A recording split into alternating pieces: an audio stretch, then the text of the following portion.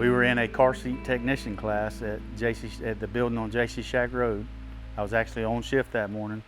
We were in class, and we knew nothing of what was going on at the time. All of our instructors, they back then was beepers, and they kept going off, and you kept seeing the instructors checking their beepers. Well, then they called a break for class, and we all went outside and came back in. They still didn't tell us anything, and Captain Jerry Littleton at the time, he was our special operations captain, came in the middle of the class, almost like he was kicking the door in to tell us what was going on, and told us what was going on. And soon after class departed and was canceled, and we all went back to our stations, or some of them went home, whatever, and we ended up having to work the rest of the shift.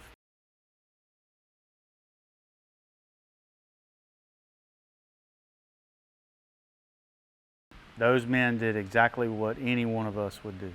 They put their lives on the line for those thousands of people that were up there.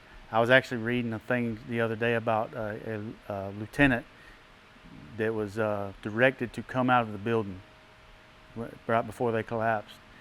And he told them over the radio that he was not going to obey the command, that there was more people up there that needed help than them. They had a mission, and their mission was to save lives.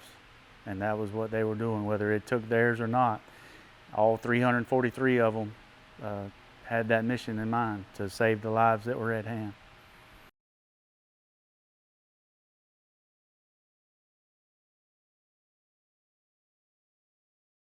The outpouring of love that we received here in the community was just absolutely amazing.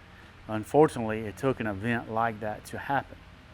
Now we're back to, it seems like, I guess, normal, where it's here and there. But then we couldn't go anywhere without somebody buying us dinner, or bringing us some to the station, buying our lunch while we're out, or bringing us drinks or cakes, or churches coming by to see us, things like that. We still get that periodically, but it's nothing like we were getting the days after 9/11, when the community came together on a national level, even a world level.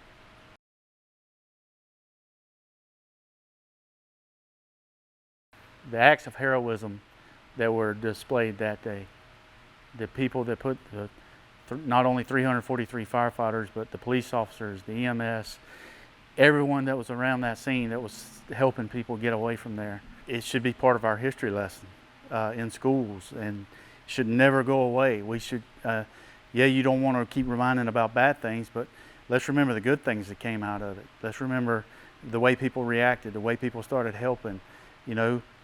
That is just like Pearl Harbor is a history lesson that we teach. This should be a hardcore lesson that is taught in our kids. Our kids should always, everybody promised 20 years ago to never forget this day, but it seems like everybody's starting to forget.